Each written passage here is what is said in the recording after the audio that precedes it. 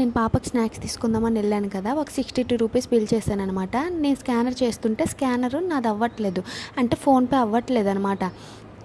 PhonePe అవ్వకపోతే నేను అంకుల్తో అన్నాను, అంకుల్ తర్వాత తెచ్చివ్వనా అని అంటే, లేదమ్మా అలా అవ్వదమ్మా అన్నారనమాట. నాకు ఒకేసారి షాక్ అనిపించింది.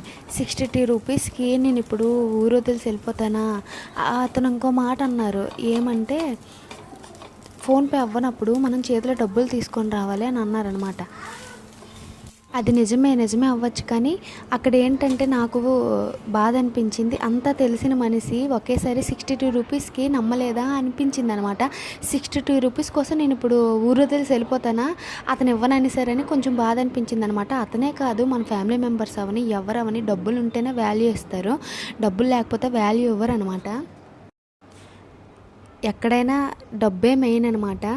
అది నాకు ముందే తెలుసు. కాకపోతే ఈ సిచ్యువేషన్